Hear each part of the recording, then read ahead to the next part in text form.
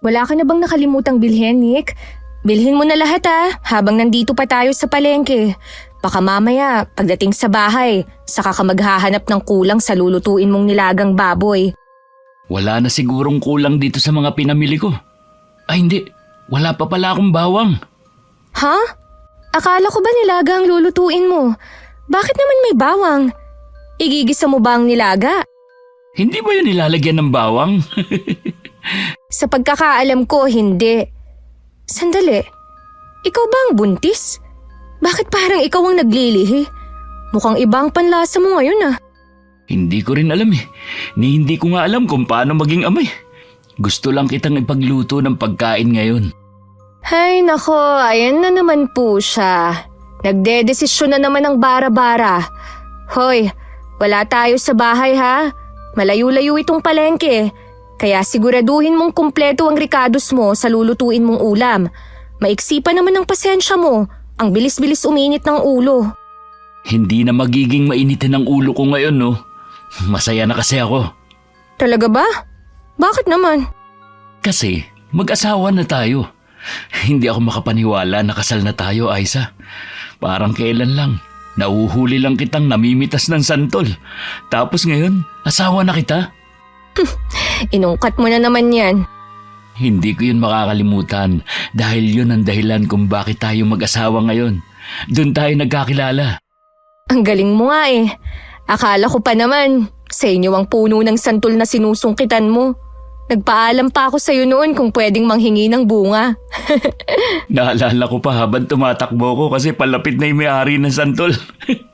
Galit na galit siya. Tapos ikaw nahuli niya. Nakita kitang umiiyak kasi pinagalitan ka.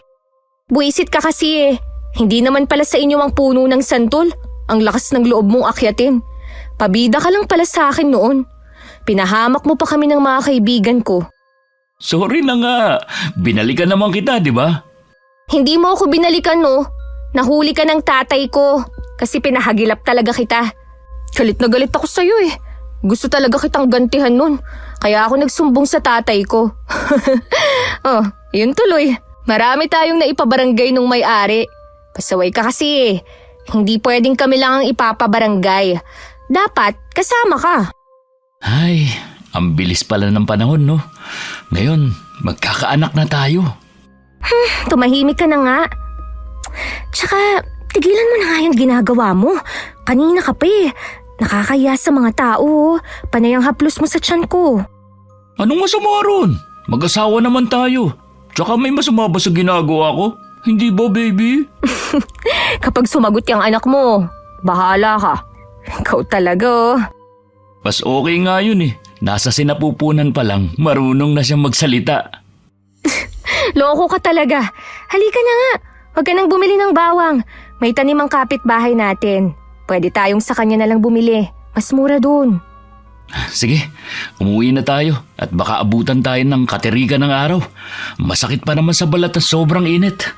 Oh, ingat ka. May matandang bulag tayong makakasalubong. Ang galing din niya maglakad, Gabay niya lang ang tungkod. Ang cute ng tungkod niyo. Parang sinauna pa dahil sa disenyo. Mukhang matibay ang kahoy na ginamit. Palapit na siya sa atin. Halika, dito tayo sa kabila. Mukhang dito siya dadaan sa gawin natin Ay, balik tayo doon. Dito siya papunta. Teka, saan ba talaga dadaan ang matandang to? Naiinis na ako Huminto muna tayo. Hintayin na lang natin siyang lumagpas. Tayo dapat ang mag-adjust. Oh, ayan na siya. Aray! Manang, bakit po? Nay, pakibitiwan ho ang braso ng asawa ko. Nasasaktan ho siya. Ang higpit po ng pagkakahawak niyo Sino ho ba kayo? Ano bang kailangan niyo? Huwag mong ipanganak ang sanggol. Po, hindi ko po kayo kilala. Bitiwan niyo na po ko. Nick, tulong! Sabing bitiwan mo ang asawa ko Kundi, mapipilitan ako saktan ka. Halimaw yang nasa sinapupunan mo. Huwag mong ipanganak ang sanggol na yan. Hindi ho halimaw ang anak ko. Bitiwan niyo na po ko. Nick! Sabing bitiw na Ang kulit mo Mababalot kayo ng kaguluhan at hindi kayo titigilan ng halimaw. Wag na wag mong ipanganak ang sanggol. Nick, nakakatakot siya. Namumuti yung buong mata niya. Baliw yata at may sapi ang matandang to eh. Hindi ka ba titigil? Paulit-ulit mong sinasabi na huwag ipanganak ang anak ko.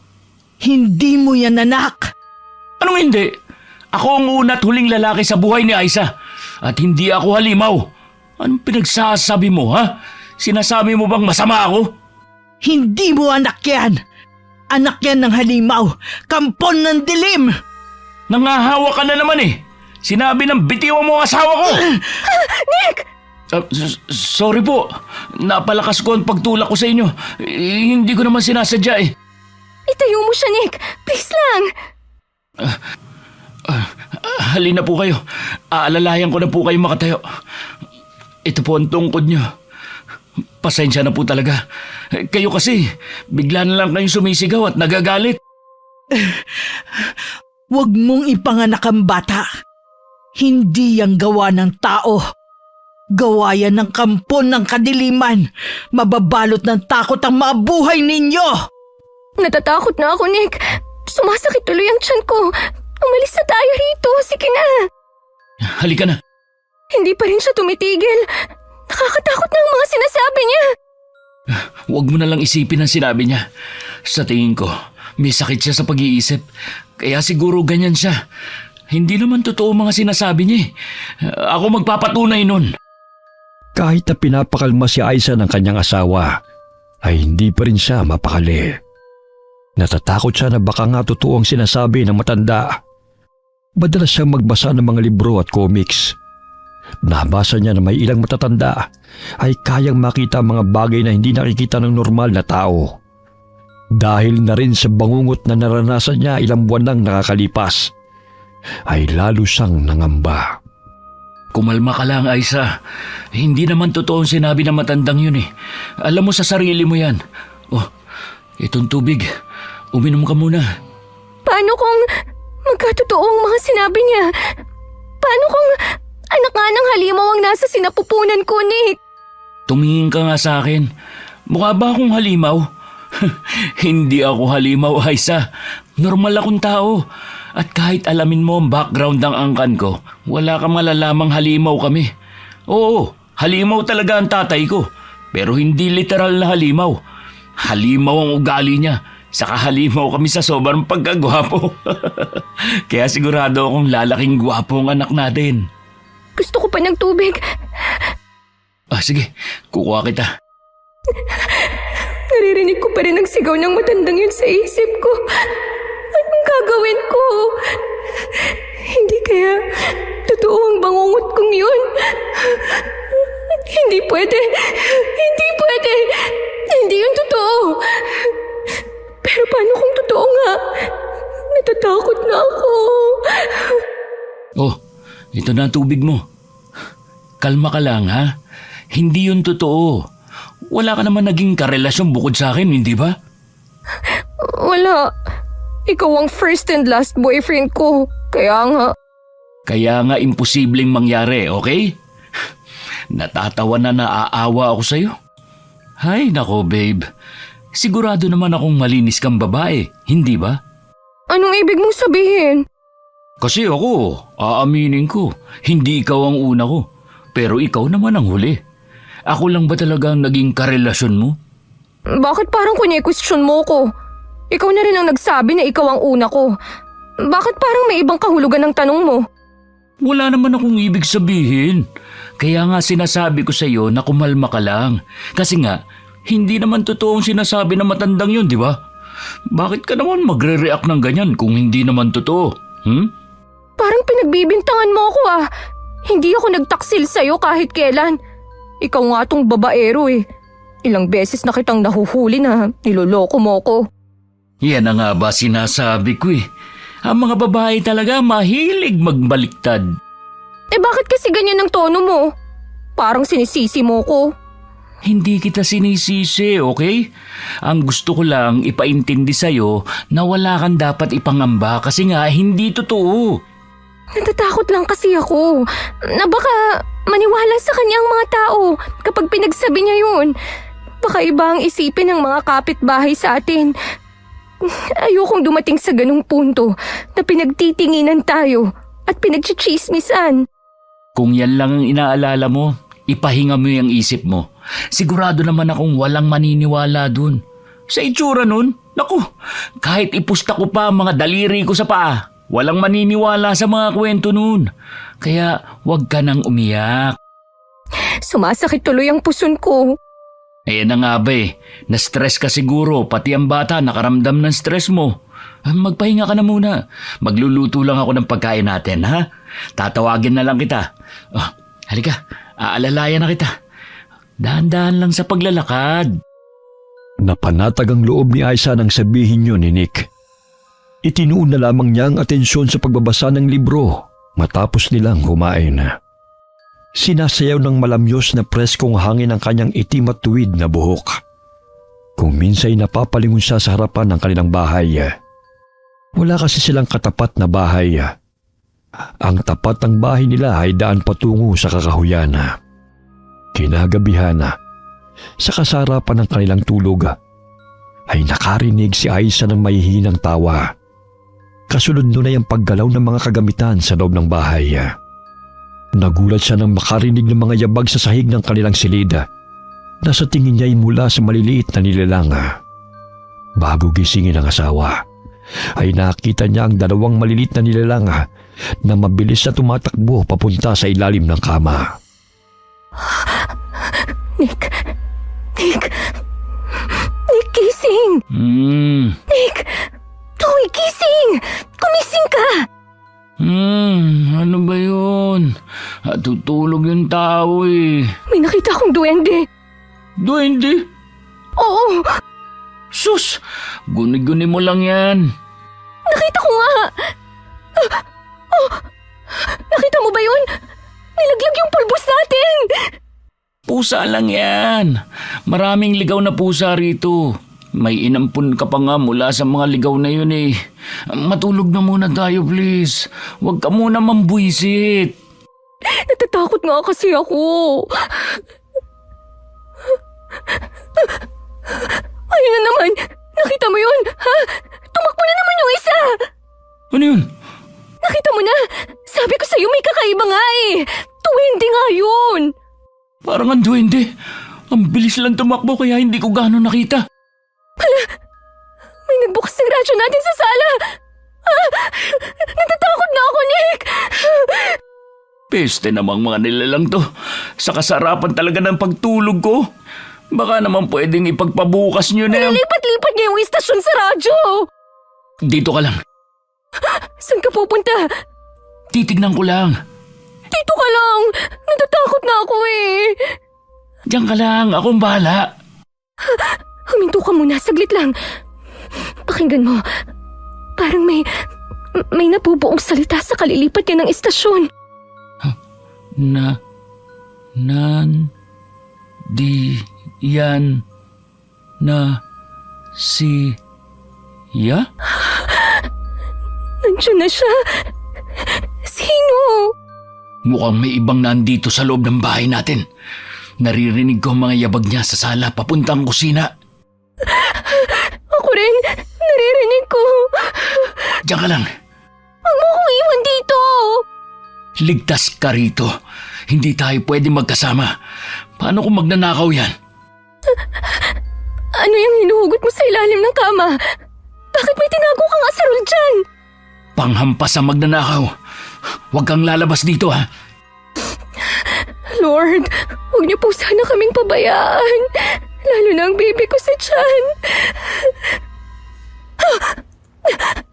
Nandito na naman ang maliliit na taong to. Tumatakbo-takbo lang na parang takot din sila. Nick! Nick, nandito sila! Ang mga duwende nandito sa kwarto! Wala naman ako nakita. Pati sa labas ng bahay, wala ring tao. Tinignan ko rin yung mga bintana at pinto, nakasarado naman. Ayos ka lang? Nawala na naman ang mga duwende. Kanina lang nandito sila eh. Nick! Nick, narinig mo ba yun? May kumalabog! Nasa kusina! Nick, sandali! Hintayin mo ako! Naku naman, ngayon pa nasira tong tsinelas kong pambahay.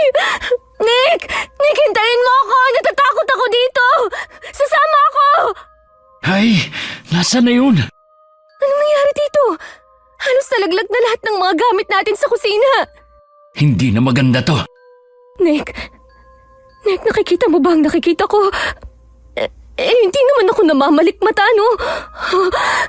Lumulutang yung kutsilyo. Lintik, anong meron sa bahay na to? Yoko, Aiza! Baka tamaan ka! Patay tayo nito sa may-ari. Nabasag ang jealousy ng bintana niya. Pasok na! Sa kwarto, bilis!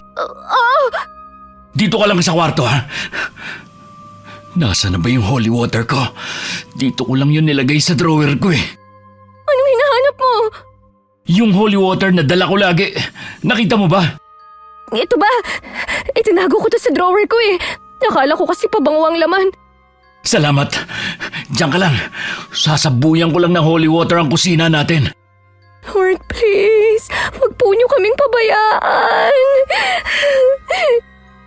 Sinabuyan ni Nick ang buong kusina ng holy water. Nakarinig sila ng ingay na parabang may natataranta. Sumilip si Aiza mula sa pintuan ng kwarto. At lalo siyang natakot nang bumukas ang pinto sa sala kahit wala namang tao. Dinig na dinig nila ang nagmamadaling yabag ng kung sinong nilalanga na hindi naman nila nakikita. Doon na umiyak si Aiza dahil sa takot at pag-aalala. Agad naman siyang nilapitan ni Nick, niyakap at inalo. Kinabukasan, naisip ng mag-asawa na humingi ng tulong sa albularyo upang kung bumalik man ang nilalanga ay meron silang pangontra. Pinagtanong nila sa mga kapitbahay kung saan may pinakamalapit na albularyo. Pero ang sabi ng mga ito ay sa kabilang baryo pa. Kaya naman dumayo sila roon. Kaya mo bang maglakad? Gusto mo ba pasanin na lang kita? Okay lang ako. Malayo pa ba tayo? Malapit na. Kaunti na lang. Ayun oh, nakikita ko na yung bahay. Kailangan ba talaga natin tong gawin? Iwan na lang kaya muna natin ang bahay na yun. Nandun na lang muna tayo kay Mama makipisan. Pagtatalunan na naman ba natin yan? Hindi tayo pwedeng lumayo rito. Malapit lang dito ang trabaho ko. Madali kitang mapupuntahan kung gusto ko. At saka, mahirap makipisan sa magulang mo. Eh alam mo namang hindi sila boto sa akin noon pa man. Hindi naman sila ganun. Basta, ayokong nakikita ang mama mo. Mata pobre siya eh. Eh kung hindi siya ganun, sasabihan ba niya ako ng masasakit na salita? Hindi naman ganun si Mama. Nadala lang yun ng emosyon niya. Lalo na ang nangyari sa atin noon. O sige, ganito na lang. Tutal, parang ayaw mo naman na akong kasama. Ihatid kita sa mama mo. Maghiwalay muna tayo hanggang sa makapanganak ka lang. Yun ang gusto mo, di ba? Magkalayo tayo. Okay lang naman sa akin. Hindi naman yun ang ibig kong sabihin. Yun na rin yun, di ba? Gusto mong mama mo mag-alaga sa'yo. Sige lang, ayos lang sa akin. Alam ko namang mas pipiliin mo ang magulang mo. Sino ba naman ako sa buhay mo? Tatay lang ako ng magiging anak mo. Sobra naman yung sinasabi mo. Hindi naman tayo pupunta sa ganung pangyayari eh. Grabe naman yung imahinasyon mo. Huwag na kasi tayo makipisan sa kanila. Kaya nga tayo mag-asawa kasi gumagawa na tayo ng sarili nating pamilya eh. Oh, nandito na tayo. Tao po? Tao po? Ito po ba ang bahay ni Manang Helen? Pumasok kayo. Ay, magandang tanghali po. Ay, ikaw? Kayo po yung... Kanina ko pa kayo hinihintay. Alam kong darating kayo. Pasok muna kayo sa bahay ko. Ay, hindi na po. Nagkamali po yata kami na napuntahan.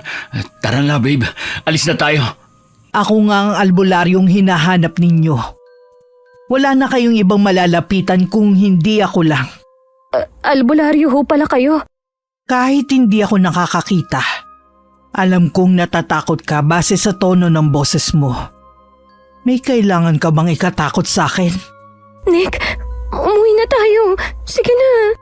Narinig mo naman siya, di ba? Wala na tayong ibang malalapitan. Subukan lang natin siya. Seryoso ka ba? Matapos yung sabihin na halimaw ang anak natin. Umupo na kayo bago pa ako mag-orasyon laban sa inyo. Huwag naman po. Nandito po kami para humingi ng tulong. Umupo ka na, babe. Ako nga po pala si Nick. Ito naman ang asawa ko, si Aiza. Ayoko nga rito. Sige na, upo ka lang. Nagsimula na siyang gambalain kayo. May pumasok sa tahanan ninyo kagabi. Paano niyo po nalaman? Kagabi ho, may pumasok po sa bahay namin pero wala naman kami nakikita. Pinalipad niya yung kutsilyo at muntikan na kaming tamaan kung hindi kami nakailag. Nabasag niya rin yung mga bintana namin. Gusto lang naming manghingi ng panlaban sa ganong uri ng multo. Hindi multo ang gumagambala sa inyo. Kung ganun, ano po yun? Aswang! Ang galing po ng boses niyo ha. Parang nagkaroon ng sariling sound effects. Kinilabutan tuloy ako. Hindi ako nagbibiro. Yang bata sa sinapupunan ng asawa mo. Anak yan ng halimaw. Nagkakamali ka. Anak ko to. Anak namin to ni Nick. Mapapahamak ka sa batang yan. Anak yan ng halimaw. Anak yan ng aswang. Hindi! Hindi! Tumigil ka na! Nick, umalis na tayo rito! Ang aswang na matrukulan ang gumawa nito sa'yo.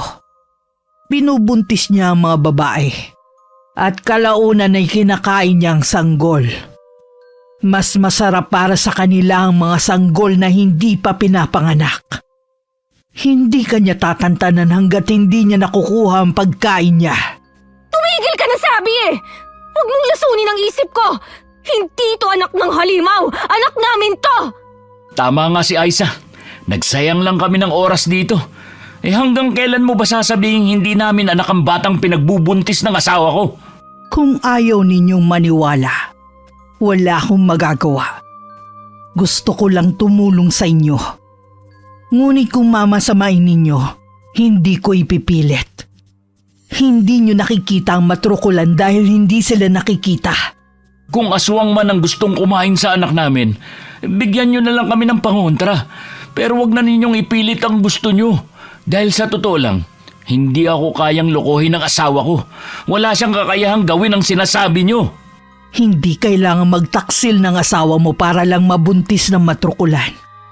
Kadalasan silang nagpapakita sa panaginip at inaakala ng mga biktima na nananaginip lamang sila. Tama ba ako, Iha?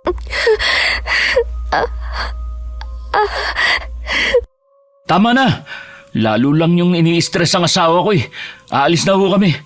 Bago kayo umalis, tanggapin niyo ito. Takot ang mga aswang sa mga sandatang gawa sa pilak. Punyal ito na may orasyon. Paniguradong makakaya nitong sugatan ng aswang gamit ang punyal na ito. Salamat po. Meron din akong holy water dito. Ito ang pinakamabisa sa lahat. Kaya ingatan niyo ang bawat patak nito. Magsaboy kayo ng asin sa paligid ng bahay. Itong bawang ay isabit ninyo sa mga pinto upang maitaboy ang mga aswang na lalapit sa bahay ninyo. Inurasyonan ko ang mga bawang at asin na yan. Salamat po. Makakatulong ito. Pasensya na kayo sa inasal ko kanina. Normal ang mag-alala. Pero hindi normal ang magsawalang bahala. Halika na! Halika na! Merong nakatirang maliliit na nilalang sa bahay ninyo. Huwag niyo silang katakutan. Sila'y bantay na nagbibigay babala. Sila'y duwendeng puti. Kapag malapit na ang aswang, maaari siyang magpakita at magpahabol. O hindi kaya'y kausapin kayo. Sila ang kakampi ninyo. Kaya huwag kayong matakot sa kanila. Umuwi ang mag-asawa dala ang inis sa sinabi ng albularya. Nagsisihan sila kung bakit pa sila nakinig sa matandang yun. Napansin din ni Nick na bigla na lang natulala at huminto sa paglalakad ang asawa na parang may naalala ito. Tapos ay bigla na lamang naluha. Ay hinagis ni Nick sa upo ng suit na t-shirt pagkatapos humarin ito. Ano ba nangyayari sa'yo? Ha? Wala naman. Akala mo ba bulag ako gaya ng albularya na yon? May mata ako, Aisa. At kanina ko pa napapansin na kakaiba ang kinikilos mo. Iniisip ko lang ang sinabi ng matandang yun. Imposible ang sinasabi niya. Dahil wala naman akong nakarelasyong iba o kahit nakausap mang ibang lalaki. Lalo na kung halimaw. Kahit anong isip ko, hindi ko talaga maintindihan eh. Alam mo, naniniwala ako sa mga manggagamot gaya ng mga albularyo at alam kong 100% ng sinasabi nila ay totoo. Pero wag namang ganitong sasabihin niya ng anak ko ay anak ng halimaw. Kaya hindi ko alam kung sino ngayon ang paniniwalaan ko sa inyong dalawa. Anong ibig mong sabihin? Pinatutudahan mo ba ako? Ha, Nick? May dapat ba akong malaman? Wala. Wala naman akong inililihim sa'yo eh. Lintik naman. Maglolokohan pa ba tayo rito? Sino ang lalaking yon? Sa dami ng lalaki sa mundo, sa halimaw ka pa talaga Ang kapal ng mukha mong pagdudahan ako. Kulang yung sampal ko sa mga ginawa mo noon sa akin.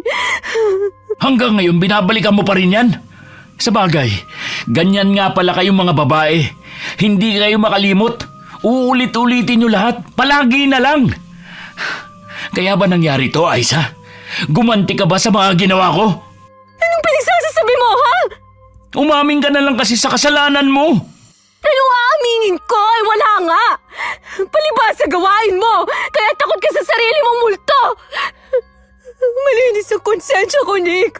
Kaya kung pwede ba, gusto ko na magpahinga. Tigilan mo ako sa pagiging tamang hinala mo. Hindi ako tamang hinala. Gusto ko lang malinawan. Sa tindi mong magbantay, kahit may magtanong lang ng direksyon ay pinagseselosan mo pa. Kung tutusin, nakakasakal ka magmahal. Ako pa tong nakakasakal? Kung nasasakal ka pala, bakit pa tayo nagpakasal? Bakit pa tayo nagsama wala namang kwenta palang relasyon to? Dahil nga mahal kita. Tiniis ko yun kasi mahal kita. Bakit kita ipagtatanggol sa mga magulang ko? Bakit tayo magkasama sa iisang bubong? Bakit kailangan kong magtiis sa pambababae mo? Bakit ako nagpabuntis sa'yo kung hindi kita mahal? Ha? Kung wala kang tiwala sa akin, maghiwalay na lang tayo. Ah, ganon. Sasabihin mo sa akin mahal mo ako pero gusto mong maghiwalay agad. Para siguro makasama mo ang tatay ng dinadala mo, no? Alam mo, kung totoo ang mga sinabi mo, mas mabuti pang ang hindi ikaw ang maging ama ng anak ko. Dahil mas masahol pa sa halimaw yung ugali mo. Hindi ako nagloko. Sinungaling ang matandang albularyo na yon. Ang tahanan na nooy puno ng tawanan at masasayang alaala ay unti-unting napalitan ng pagdududa. Nang gabing yun ay hindi nakatulog si Aisa sa kaiisip kung bakit yun ang palaging sinasabi ng matandang albularya. Kaya pati siya'y nagdududa na rin. Hanggang sa naalala niya, may isang gabi na hindi umuwi ang asawa niya dahil nag-overtime sa trabaho. Nagkaroon siya ng masamang bangungot. Sa bangungot na yun ay pinagsamantalahan siya ng kung sino na hindi naman niya nakikita. Animoy totoo ang nangyari dahil nagising na lamang siya na walang saplot sa katawan. Nananakit din ang buong katawan niya na parang ginalaw ng isang lalaki. Katulad ng puwersahang ginalaw. Kinilabutan siya sa naisip na baka nga totoong nangyari ang panaginip na yun. Napahawak siya sa kanyang tiyana at inisip na baka nga anak ng halimaw ang kanyang ipinagbubuntis. Umiiyak ka na naman. Pasensya ka na sa inasal ko kanina. Nadala lang ako ng bugso ng damdamin eh. Hindi ko gustong pagsalitaan ka ng masasakit. Ayos lang. Sanay naman na ako sa'yo eh. Iniisip ko lang yung sinabi ng albularya. Paano nga kung totoo ang lahat ng sinabi niya? Paano na tayo? Huwag mong isipin yun. Ang mahalaga, nasa maayos kang kalagayan. Hayaan mo, pupunta tayo sa ibang mga albularyo para suriin ka. May pagkabaliwang albularyang bulag na yun eh. Kaya hindi natin siya mapagkakatiwalaan. Hindi ko na alam ang iisipin pa, Nick. Hindi ako makatulog. Huwag ka nang umiyak, ha? Tana, nandito lang ako para sa'yo. Bukas na bukas, maghahanap tayo ng ibang albularyo. Kinabukasan ay nagsimula na sila maghanap ng ibang albularyo.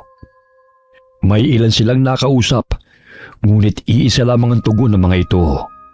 Pinagsasarahan sila ng pinto na para bang nakakita ng multo. Isang gabi, mahimbing silang nakatulog dahil sa pagod sa kakahanap ng albularyo. Muli na namang nagising si Aiza dahil sa mga naririnig na paghagikgik. May humila sa kanyang kumot.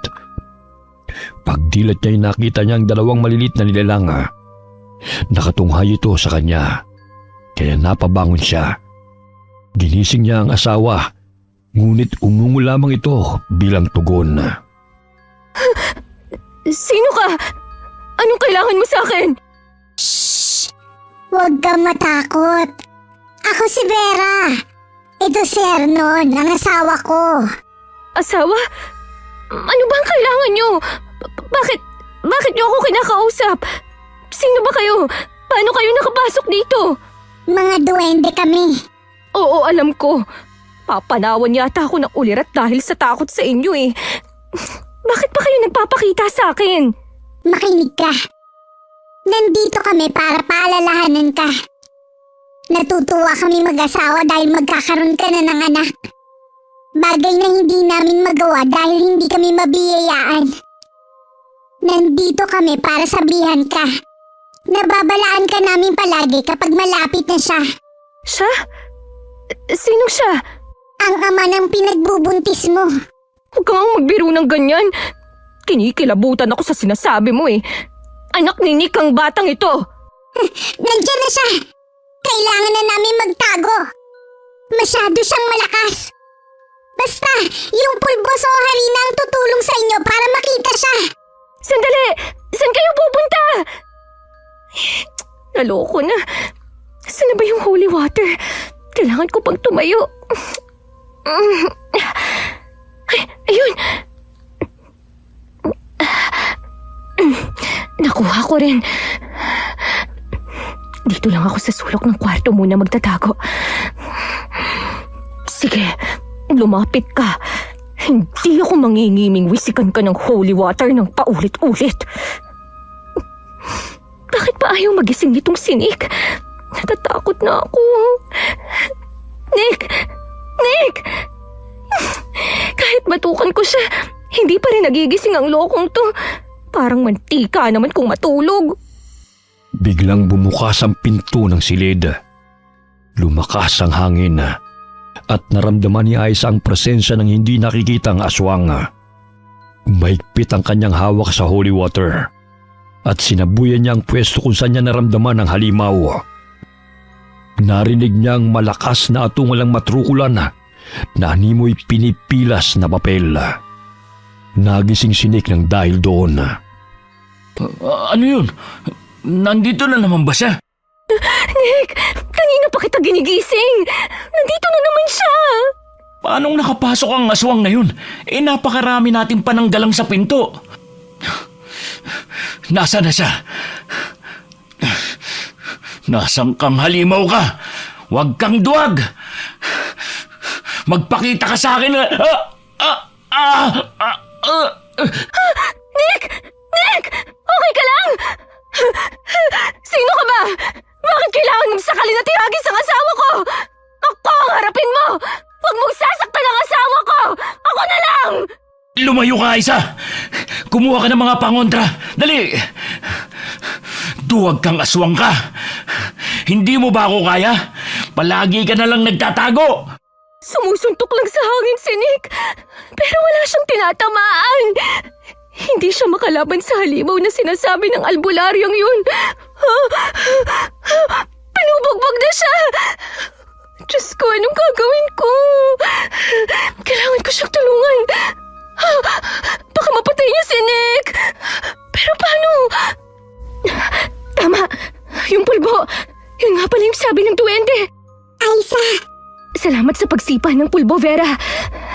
Ngayon, sasabuyan ko ang buong paligid. Magpakita ka na, aswang ka. May biglang namuo sa sulok. Yun na nga ang halimaw. Nick! Nick, naroon ang halimaw! Nandiyan ka pala, ha? Ngayon, patas na tayong dalawa. Ano? Bakit hindi tumatalab ang mga suntok ko sa kanya? Ang lakas naman ng aswang na to. Ilang beses ko na siyang nasuntok, pero tumitilapon lang ako kapag umaatake siya. Paano ko ba siya matatalo? Tigilan mo ang asawa ko! Kaya kong ubusin ang holy water na hawak ko, mawala ka lang! Wala kang laban sa holy water, no? Wala kang laban sa kagamitan ng Diyos! Tumigil ka! Nick, ayos ka lang? Okay lang ako. Ano bang kailangan mo sa aming halimaw ka? Bakit mo kami ginugulo? Bakit ka nandito? Huwag niyong patayin ang anak ko! Ano? Ang anak ko na nasa sinapupunan mo! Huwag ninyong patayin! Wow! Totoo nga! Anak mo ang nasa sinapupunan ng asawa ko? Eh kung patayin kita ngayon... Bitiwan mo siya! Kung hindi, sasaktan ko ang sarili ko! Huwag! Hindi ko na sasaktan. Huwag mo lamang saktan ang sarili mo dahil tiyak na mapapahamak ang bata. Napakasama mo! Anong ginawa ko sa'yo para gawan mo ako ng masama? Ha? Hindi ka na naawa! Walang yakang aswang ka! Sa dami ng bibiktimahin mo, bakit ang asawa ko pa? Napakarami naman babae dyan! Bakit ako maaawa sa mga babae? Mga pabaya naman sila. Dapat lang sa kanila magbuntis at gawing pagkain ng kagaya namin ng kanilang anak. Halimaw ka ngang talaga. Hindi mo naiisip ang ibang tao. Mabait si Aiza. Wala siyang kasalanan at lalong malinis siyang babae. Walang malinis na babae. Ikaw dapat ang nakakaalam yan. Dahil parehas lamang tayo ng iniisip, hindi ba? Mali ka! May natitira pang gaya ni Aiza. Pero sinira mo ang buhay niya. Ang buhay namin mag-asawa. Iiwan ka rin niya. Ganyan ang mga babaeng tapos na ang pakinabangan ng mga lalaki. Dapat kang batayin! Nasaan ang punyal ko? Aiza, huwag mong ituloy yung binabalak mo! Ang sama ng ugali mo! Wala sa pagiging malinis o sa pagkakaroon ng maraming karanasan na susukat ang respeto ng tao, mapababae man o lalaki. Wala kang karapatang husgahan ng tao base lang sa kung ano ang sinapit niya. Bagay nga sa iyo ang abilidad mo, ang hindi makita ng mga tao. Dapat maglaho na lang ng tuluyan ng mga kagaya mong walang respeto sa babae. Magpatayin ng anak mo para ano? Mabusog ka at mapakinabangan mo? Hindi ko hahayaang mangyari yon! Aiza, anong ginagawa mo? Huwag mong itutok yung punyal sa'yo! Aiza! Kung hindi ka aalis, sisiguraduhin kong mamamatay kaming dalawa ng anak mo! Sige, sumunod ka! Pakiusap. Huwag mong saktan ang sanggol sa tiyan mo. Ngayon lang yata ako nakakita ng halimaw na may puso. Nakakatuwa naman. Wala akong plano na patayin ang sanggol. Gusto ko siyang mabuhay. Hindi mo to anak! Anak ko to kaya umalis ka na! Alis! Sumuko ang aswang at naramdaman nilang unti-unti itong naglakad palayo. Nang maramdaman nilang wala na ang aswang, napaluhod si Aiza sa malamig na sahig. Walang humpay sa pag-agos ang kanyang mga luha nang makumpirmang anak nga ng aswang ang kanyang nasa sinapupunan. Simula nang makumpirma nila ang katotohanan, palaging bukang bibig ng lalaki na patay na lamang ang sanggol kaysa isilang ang halimaw. Mula noon ay nagkaroon na rin ng tila pader sa pagitan nilang mag-asawa. Napansin ni Aiza na naging malamig na ang pakikitungo ng kanyang asawa. Day off ko ngayon sa trabaho. Bakit wala kang imik dyan? Yung pagkain mo wala rin bawas. Wala akong ganang kumain. Hindi ba dapat mas ganado ka para sa sanggol na anak ng halimaw? Bunganga mo, Nick, ka. Oh, bakit? Totoo namang anak yan ng halimaw eh. Di ba? Hindi ka talaga titigil. Palagi na lang natin tong pinagtatalunan Kung gusto mong hindi natin pagtalunan, sumama ka sa akin. Saan tayo pupunta? Okay naman tayong dalawa na tayo lang, hindi ba? Masaya naman tayo. Bubuo na lang tayong muli ng bagong anak. Ano bang pinagsasasabi mo? Sumama ka sa akin. Pupunta tayo sa nakilala kong aborsyonistang malapit sa bayan. Ano? Nasisira na ba yung ulo mo, ha? Hindi ako sasama sa'yo! Lintik naman, Aisa. Pagtatalunan na naman ba natin to? Alam mo sa sarili mong hindi dapat yan ipanganak. Gusto mo ba talaga magkaroon ng halimaw na anak? Mag-isip-isip ka naman. Alam kong ayaw mong pinagchichismisan ka ng mga tao, pero paano kung malaman nila na ang bata sa tiyan mo ay anak ng kadiliman? Alam ko yan, pero hindi ko kayang pumatay, lalo na kung sanggol. Hindi pa yung ganap na tao, Aisa. Sanggol pa lamang naman siya eh. Saka hindi pa siya pinapanganak. Alam kong masama ang gagawin natin, pero para din to sa atin. Para sa pamilya natin. Pagkatapos nito, lilipat na tayo ng lugar kahit saan mo gusto. Kahit bumalik pa tayo sa poder ng mga magulang mo, okay lang sa akin. Gawin na natin to. Sige na. Sarili mo lang ba talaga ang iniisip mo? Ha? Nick, hindi pa man siya ipinapanganak. Meron na siyang buhay. Kaloob na siya ng Diyos. Anong kaloob ng Diyos? Anak ng aswang na nasa sinapupunan mo. Meron ka bang pag-iisip? Ikaw, meron ka bang puso? Naririnig mo ba yung sinasabi mo? Kapag pinalaglag ko siya, meron na rin akong kasalanan sa mata ng Diyos. Hindi mo talaga ako maintindihan eh. Talagang hindi kita maiintindihan dahil dyan sa baluktot mong pag-iisip. Aisa, sasama ka sa akin at palalaglag mo yung bata. Kung hindi, tapos na tayo. Mamili ka. Ako o ang anak ng halimaw na yan? Bakit kailangan kong mamili? Mahal mo ba talaga ako, ha? Mahal kita. Pero kahit kailan, hindi ko matatanggap ang batang yan. Kaya pakiusap, hindi ba mahal mo ako? Nangako tayo na magiging magkasama sa hirap at ginawa. Kung mahal mo ako, hindi mo ako sasaktan ng ganito. Pero... Wala nang pero-pero. Sumama ka na sa akin. Kung kailangan kitang kalad ka rin, gagawin ko. Aray, Nick! Ano ba? Nasasaktan ako! Bitiwan mo ang braso ko, pakiusap naman! Sorry, pero kailangan kong gawin to. Para din to sa kapakanan natin. Halika na! Ayoko nga sabi! Isa, huwag ka na magmatigas.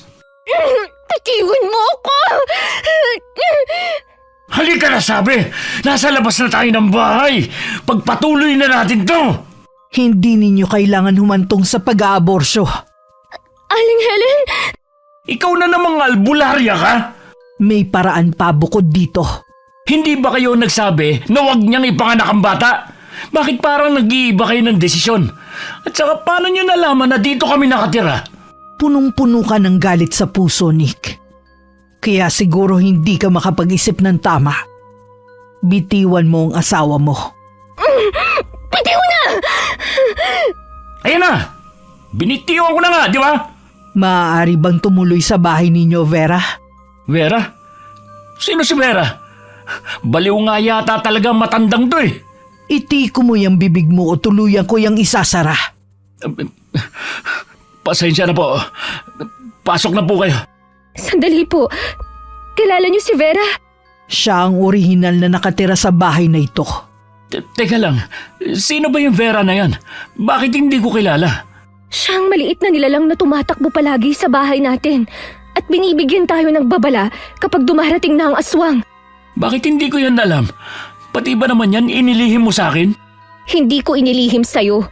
Tulog ka kasi nung nagpakita siya. Nagpapakita lang siya kapag nandiyan ang aswang. Kung malugod mo kung inaanyayahan sa bahay mo, pwede bang buksan mo ang pinto? Nagbukas bigla ang pinto. Anong kababalagan na naman to? Lintik talagang buhay to. May aswang na, may duwende pa. Ano sa susunod ang magpapakita? Salamat, Vera. Halika na. Pumasok na tayo. Kung makapagyayato, kala mo siya may-ari ng bahay. Halika na, Aisa. Huwag mo akong hawakan. Kaya kong maglakad mag-isa. Aling Helen, upo muna po kayo. Ang mga duwende ay bihira lang magpakita. Ngunit hindi ibig sabihin ay wala na siya sa paligid. Sila'y mag-asawang duwende. At ang asawa niya'y nagangalang Hernon. Natutuwa sila sa inyong dalawa dahil mabibiyayaan kayo ng anak. Gayunpaman, alam nila ang bigat ng pakiramdam ninyo dahil sa mga nangyari. Kaya handa silang tumulong sa kahit anong paraan. Hindi po namin nakikita yung duwende na yan. Pwede bang ituro nyo kung saan sila nakapwesto at baka maupuan namin? Palagi silang nakapwesto sa kwarto ninyo. Kaya ligtas kayong umupo rito sa sala. Dumako na tayo sa tunay kong pakay. Pumunta ako para sabihin ng anak mo, Aiza, ay hindi halimaw. Hindi mo kailangan ipalaglag ang bata. Inaalam ko na ang tunay na nangyari sa'yo. Sinabi nyo nung una tayo magkita, huwag niyang ipanganak ang bata. Malinaw pa sa alaala ko yun. Pwede naman sigurong magbago ng desisyon. Lalo na kung may buhay na nakasalalay. Ipapaliwanag ko sa inyo ang aswang na nakalaban ninyo ngayon. Ang aswang na yon ay tinatawag na matrukulan. Ang paraan niya ng pagkain ay buntisin ng mga kababaihan. At kapag sakto na sa hustong buwan, ay kakainin niya to sa loob ng tiyan. Kasabay ng pagpatay sa nanay nito. Ibig sabihin po, binuntis lang talaga ako para may pagkain siya? Ganun na nga. Kaya kailangan nating protektahan ang batang nasa tiyan mo. Kung ayaw mo maging pagkain siya ng aswang. Kung ganun, ipanganganak na normal ang anak ko. Mag-iingat ka pa rin. Basta ito lang ang masasabi ko. Tutulungan kayo ni Vera. Dahil hindi ninyo makikita ang aswang. At si Vera lang ang may kakayahang makakita sa kanya. Siya ang magiging mata ninyo. Sundin niyo ang lahat ng inuutos niya. Hindi kayo ipapahamak ng mag-asawang yon. Simula nang sabihin niyo ng matandang albularya, nagbago na ang paikitungo ni Nick sa asawa. Humingi siya ng tawad at ipinangakong aalagaan ng mag-ina hanggang sa may panganak ito. Pinatawad naman siya ni Aiza dahil naiintindihan din naman niya ang sitwasyon ng asawa. Bumalik ang kanilang maayos na pagsasama matapos nilang malaman ang katotohanan. Palaging nagsusunog si Nick ng goma upang maitaboy ang aswang pagka-uwi galing sa trabaho. Pinapainom rin niya ng halamang gamot ang asawa para maging malusog ang bata. Bago rin siya umuwi, dumadaan siya sa simbahan upang manghingi ng holy water. Nandito na ako! Oh, bakit ka naglalaba? Mapapagod ka niyan eh. Umupo ka nga muna. Wala kasi akong magawa eh. Tsaka tambak na ang mga gawain dito sa bahay. Hindi man lang ako makatulong sa'yo. Bakit mo ba yan inaalala? Hindi ba sabi ko sa'yo, aalagaan kita? Baka mapagod ka niyan eh. Umupo ka na muna. Pero kasi marami pa akong babanlawan eh. Umupo ka na, sige na. Sige na nga. Ay, oo nga pala. May papainom ako sa iyong herbal tea. Ang sabi ng nabilang ko, pampatibay daw to ng katawan. Para naman kapag malapit ka ng mga anak, malakas ang katawan mo, di ba? Nick, maraming salamat sa pag-aalaga mo sa akin ha.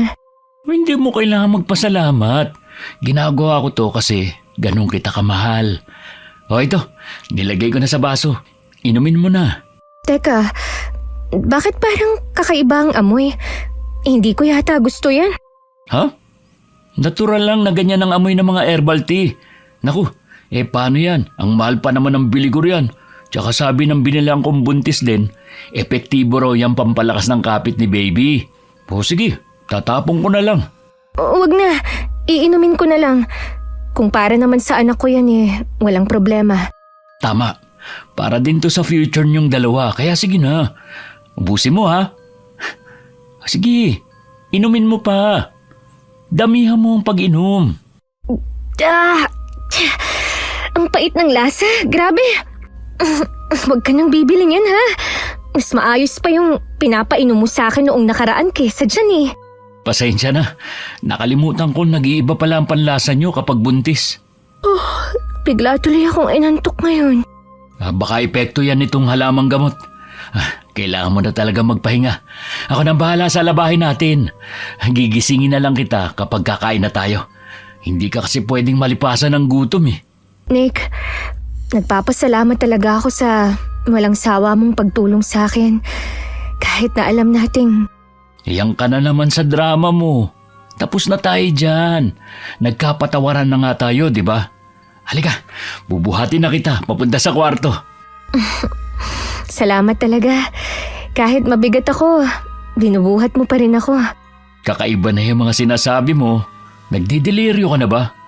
Joke lang. Magpahinga ka na. Kung gusto mo, hindi na kita i-istorbohin sa pagtulog. Maghahanda na lang ako ng pagkain at gisingin mo na lang ako kung gusto mo nang kumain. Ay, siya nga pala. Itong rosaryo, palagi mo isuot sa lig mo. Sandali. Isusuot ko lang sa'yo. Salamat. Pasasaan ba't matatapos din tong kalbaryo natin? Kaya kumapit ka lang, ha? Kaya natin to. Lingid sa kaalaman ni Aisa, ang mga halamang gamot na pinapainom ni Nick sa kanya ay mga gamot pampalaglaga. Napansin ni Nick ang pagbabago sa kilos ni Aisa. Nagsimula na itong manghina at palaging gusto na lamang matulog. Palihim na napangiti si Nick habang pinagmamasda ng asawa. Isang gabi, nagising si Aisa na masakit ang kanyang tiyan. Aray! Nick! Nick, gumising ka! Tulungan mo ko, please! Ano ba? Natutulog pa yung tao eh. Nick! Tulong sabi! Masakit ang tiyan ko! Ha? Bakit? Ano nangyayari sa'yo? Mga anak ka na ba? Hindi pa! Hindi ko pa naman kabuanan eh! Masakit lang ang tiyan ko. Parang naninigas. Kuha mo naman ako ng tubig, please. Tubig? Oo, sige. Kukuha kita. Sandali lang. Aray ko. Bakit ang sakit ng tiyan ko? Hindi naman ako kumain ng ganon karami. Nalaglag na naman ang pulbo. Ikaw na naman ba yan, Vera? Baka pwedeng magpakita ka na lang. Nandito ako. Vera, nandito na naman ba siya? Papatayin kita! Sunik yun na. Tumating na naman ba ang halimaw na yun? Mukhang nagtatalo na naman sila. Panay kalabog ng mga gamit namin sa kusina. Kailangan ko silang makita. Saan ka pupunta? Pupuntahan ko si Nick. Baka may kung anong gawin sa kanya ang halimaw na yun. Dumito ka na lang. Huwag mo na silang intindihin. Hindi pwede. Nung huli silang nagsagupaan, gusto niyang patayin si Nick. Tanging ang bata sa sinapupunan ko lang ang nakapigil sa kanya. Pero nahihirapan ka ng tumayo at maglakad. Kaya ko to, Vera. Huwag niyo akong alalahaning mag-asawa. Akala mo magtatagumpay ka sa binabalak mo? Ha? Hindi mangyayari ang gusto mo. Matapang ka lang kasi naka-invisible ka. Pero tignan natin kung hindi. Baka hindi ka pa makapalag sa akin. Magpakita ka! Sige, magtuos tayong dalawa. Ikaw pangit na halimaw ka, magpakita ka! Talagang papatayin kita.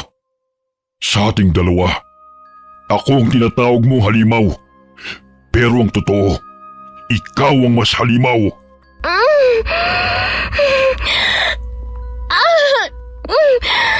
Ang hirap maglakad. Ano kayang pinag-uusapan nila? At bakit nagsisikawan sila? Ano ka ba, Aiza? Malamang kasi magkaaway sila. Hindi na naman makatama si Nick. Kung saan-saan niya hinahampas sa ere ang itak niya. Sige, sumugod ka. Nandito ka ba? Dito? Nakakabaliw kang kalaban. Ang hirap makipaglaban sa duwag na kagaya mo. Napakasama mo talaga. Kung masama ako, mas masahol ka. Anong ginagawa mo sa iyong mag-ina? Anong ginagawa ko? Mag-ina mo? Anong ginagawa ko? Itatanong mo pa yan, ha? Tinatama ko mga mali mong ginawang hayop ka! Hindi kita mapapatawad sa ginawa mo. Kung kailangan kitang patayin ay gagawin ko. Hindi mo ako mapapatawad? Bakit? Ikaw sa tingin mo, mapapatawad kita? Sinira mo ang buhay naming mag-asawa! Sinira mo ang kinabukasan namin! Walang iya ka! Sinabi ko na sa'yo, hindi ko sasaktan ng iyong mag-ina, lalo ng bata. Abay, natural! Dahil anak mo yun! Sino bang gustong saktan ng sariling anak? Kaya ba wala kang awa sa kahinat na ng iyong mag-ina ngayon? Hoy! Huwag kang hugas kamay! Sa'yo nagsimula ang problemang ito, kaya huwag mong ibinabalik ang lahat sa akin! Sino ba si Raulong bumuntis sa asawa na may asawa? Tapos gusto mo pang kainin? Ang tindi mo rin no? Bakit mo siya pinapainom ng mga pampalaglag? Alam mong ayaw niyang ipalaglag ang bata. Sira ba ang ulo ko para hayaang magsilang siya ng kampon ng kadiliman? Hindi ko hayaang mangyari yun. Palalaki mo siya sa tiyan ni Aiza para gawing pagkain. Hindi ko hayaang magtagumpay ka. Kaya para patas, mabuti pang mawala na lang ang bata para pare-pareho tayong walang mapakinabangan. Baliw ka na. Ako? Baliw? Oo, baliw ako. Ano? Parang wala ka lang nasirang pamilya kung makapunta-punta ka rito Hoy, hindi ka rito bisita. Kaya umalis ka na o gusto mong patayin na lang kita. Tutal, sobrang init talaga ng dugo ko sa'yo. Nang ipot ka, tapos ikaw tong may ganang magalit sa bagay na ikaw ang gumawa. Ha? Pero hindi ko nais mamatay ang bata. Kakainin mo nga, di ba? Anong hindi mo gustong mamatay? Huwag na tayong maglokohan dito. Kayong mga aswang, hayok kayo sa mga tao. Alam na alam ko yan. Kaya huwag kang umusta na parang meron kang puso. Tigilan mo nga ako sa drama mo. Dapat lang mawala ang halimaw na yon dahil simbolo siya ng pagtataksil sa akin. Nick! Aiza, kanina ka pa ba dyan? Totoo bang? Mga narinig ko. Magpapaliwanag ako, Aiza. Sagutin mo lang! Oo, hindi! Alam mo bang patayin ang anak ko? Kaya ba naging mabait ka sa akin sa kabila ng mga pagtatalo natin? Hindi yun ang gusto kong sabihin. Maniwala ka. Siya ang nagsabi nun sa akin. Sinungaling ka. Maniwala ka sa akin, Aiza. Hindi yun ang intensyon ko. Binabaliktad niya lang ang lahat. Aray! Kanina ka pa! Makita lang kita. Hindi lang sa pakangaabuti mo. Nasaan na yun? Hindi ko na siya maramdaman. Parang tinangay ng malakas na hangin kanina. Nakakatakot na talaga ang bahay na to. Kung ano-ano na lang ang nangyayari.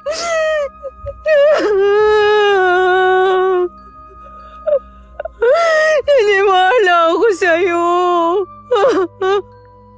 Akala ko, nagbago ka nung malaman mo na hindi magiging halimaw ang anak ko. Pero ano tong ginawa mo? Pinaplano mo palang ipalaglag ang anak ko? Hayop ka! Sinungaling ka! Magpapaliwanag ako, Aiza. Uy, Aiza! Hindi na ako maniniwala sa kahit anong sabihin mo! Sira ulo ka! Ay, tama na, Aiza. Masakit din ang mga kurot at palo mo. Itigil na natin to. Paano mo nagawang umakto na parang wala kang ginawa? Ha?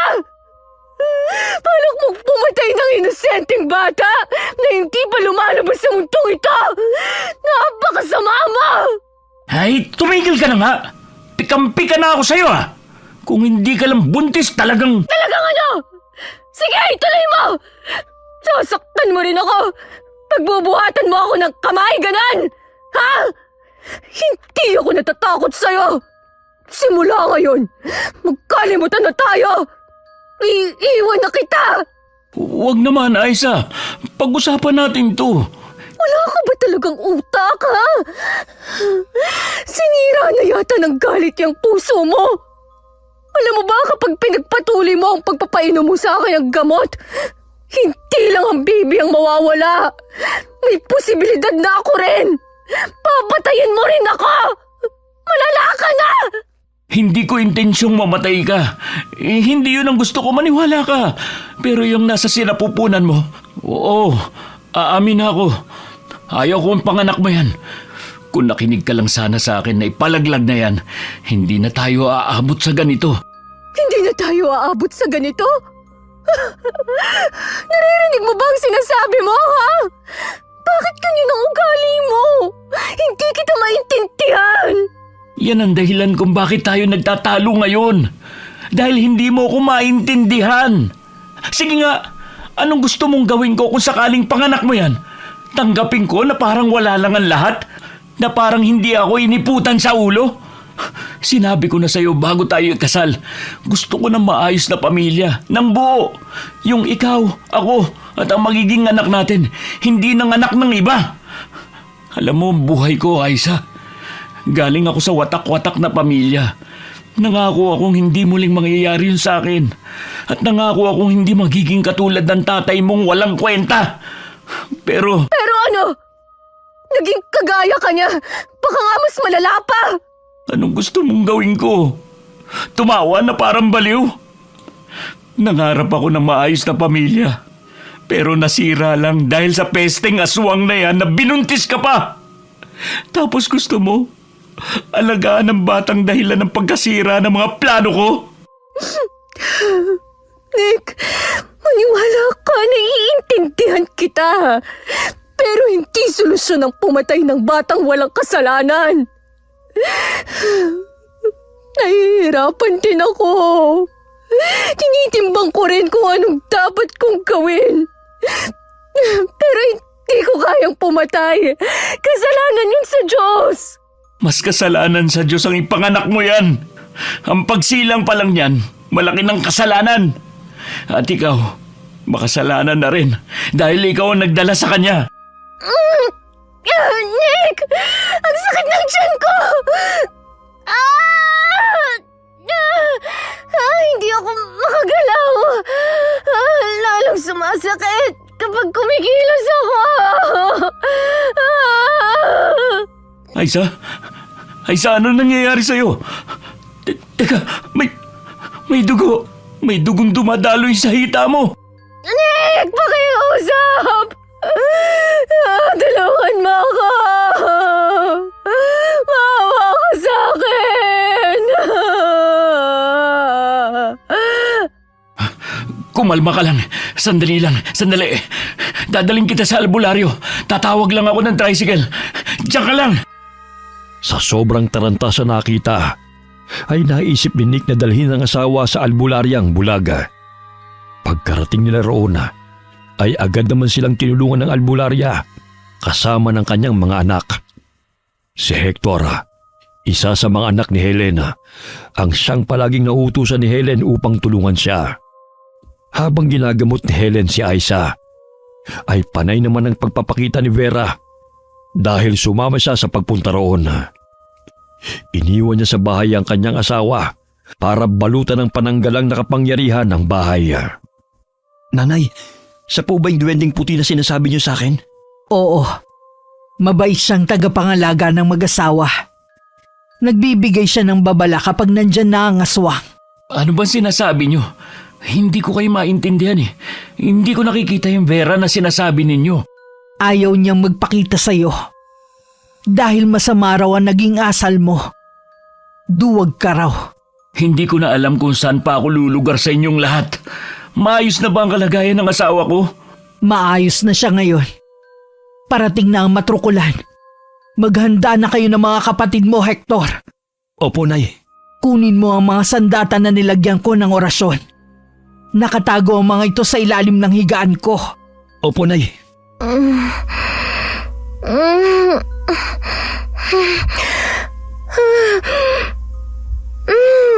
Aisa, ayos ka lang ba?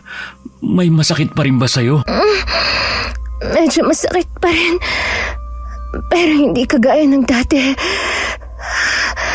Nasaan na tayo? Nandito ka sa bahay ko, Aisa. Salamat at gising ka na. Vera? Nandito ka rin? Tinulungan ko si Helen na pagalingin ka. Maraming salamat, Vera. Nasaan na ba yung Vera na yan? At baka natapakan ko na. Tapos maging kasalanan ko pa at pamagainan pa ako. Hindi talaga kami nagpapakita sa masamaang ugali. Nick, kunin mo ang asin at magsaboy ka ng marami sa bakuran. Madali ka! Opo. Aisa, dito ka lang muna. Magpahinga ka dyan. Pasensya na kung wala akong nagawa nung nasa bahay ka. Sinasabihan kasi ko ng asawa ko na huwag makialam eh. Nakakatuwa naman, Vera, at nakikipag-usap ka kay Aisa. Wala kang dapat ihingi ng pasensya. Kung hindi dahil sa nangyari, hindi ko malalaman ang lahat. Wala na tayong oras. Nasa paligid na ang matrukulan. Kailangan na natin maghanda. Nanay, nakuha ko na po yung mga sandata. Magaling. Hector, sabihan mo na sa Henry at Harry na maglagay na ng mga bawang at kalamansi sa mga bintana, pintuan at sa lahat ng sulok ng bahay. Madali ka! Opo, Nay. Sasabihin ko po. Gumawa ako ng barikada upang hindi niya makita ang bahay na to. Pero hindi ako nakakasiguro kung hanggang kailan gagana yun. Dahil may ganun din siyang kapangyarihan. At naamoy niya ang bata sa tiyan ni Aisa. Kaya tsak na magpupumilit siyang lumapit. Sinubukan ko rin maglagay ng panangga. Pero sa tingin ko mas malakas siya kaysa sa pangkaraniwang aswang. Kung sakali mang mawala ang barikada, doon na tayo susugot. Hayaan na lang nating nakasara ang pintuan. Ang kaya lang nating gawin sa ngayon ay maghintay. Ang sabi niya sa akin, hindi niya sasaktan ng bata sa sinapupunan ko. Pero bakit sumusugot pa rin siya at nagugulo? Hindi natin alam ang tumatakbo sa isip ng aswang na yan. Basta ang alam ko lang, mahilig siyang kumain ng mga sanggol. Minsan nang nalagay sa peligro ang buhay ko dahil sa matrukulan na yan. Isa sa kalahi niya ang dahilan kung bakit ako nabulag. Pilit nilang kinukuha nun ng bata sa tiyan ko, na ngayon ay si Hector na. Dahil nakikita ko sila, binulag nila ako. Nakakatakot ang malakas na atungal ng aswang na to. Hindi ko kayang marinig. Natatakot na ako. Huwag kang matakot, Vera. Dahil sa tinutulungan mo kami, tutulungan ka rin namin sa abot ng aming makakaya. Marahil ay nagagalit sila dahil hindi siya makapasok sa loob ng bahay. Sumasakit na naman ang tiyan ko. Hindi ka pa tuluyang magaling. Kahit ginamot kita, hindi pa rin ito nakakasiguro na maliligtas natin ang bata. Tutulong ako sa'yo. Nandiyan na siya. Narinig ko na ang atungal niya. Matagumpay mo bang naisaboy ang asin? Opo. Palagi na lang bang ganito ang gagawin natin? Nakakapagod na. Kumusta ho si Aisa? Humihilab na naman ang tiyan niya. Aling Helen, ituloy mo na lang ang pagpapalaglag sa bata para matigil na ang aswang na ito. Hindi siya titigil hanggat hindi niya yan napapatay. Tumigil ka nga, Nick. Hindi ko ipalalaglag ang batang ito. Tama siya, Nick. Tumigil ka na muna. Ang kailangan nating gawin sa ngayon ay ang masigurong ligtas si Aisa, gayon din ang anak niya. Ewan ko ba kasi sa'yo kung bakit ayaw mong bitiwan ng batang yan. Yan ang dahilan kung bakit tayo nandito ngayon eh. Nakakaperwisyo tayo ng iba dahil lang sa anak ng halimaw na yan. Sabihin mo sa kanya, Helen, na kapag hindi siya tumigil, gagawin ko siyang palaka. Sabi ni Vera, kapag hindi ka raw tumigil, gagawin kanyang palaka. Ano? Kainis naman duwende yan. Huwag ka na kasing dumagdag pa sa problema ng asawa mo. Lalo lang siyang dinudugo dahil sa ginagawa mo. Sorry po. Umaatungulan naman siya. Vera, kaya mo ba siyang makita kung nasan siya? Lalo siyang lumakas. Siguro dahil kabilugan ng buwan ngayon. Nasira niya ang barikada at pananggalan ko. Maging ako hindi ko na siya makita. Mahihirapan tayo nito. Hindi na rin makita ni Vera ang matrukulan. Maghanda kayo. Mukhang naging mas malakas siya ngayon dahil kabilugan ng buwan. Harina! Harina! Hector! Pahingi akong harina! Oo. Halika, sumama ka sa akin. Ito, Ano bang gagawin mo dyan?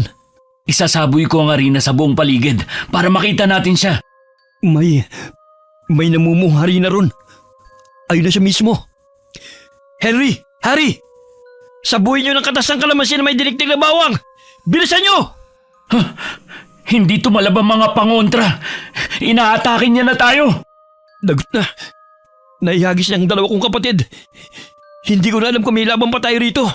Lalabanan natin ang ulupong na yan. Sabuyan natin ang asin. Tulungan mo ako. Sinasakal niya ako. Ibaba mo siya! Anong... Hindi gumana sa kanya sandata ko! Ah! Hector! Mukhang malakas na nga siya, Helen! Nagawa niyang masira ang asin sa paligid ng bakuran! Hindi tumalab ang mga sandata! At ngayon naman, napalipad niya sa kung saan ang mga anak mo! Humanda ka, Vera.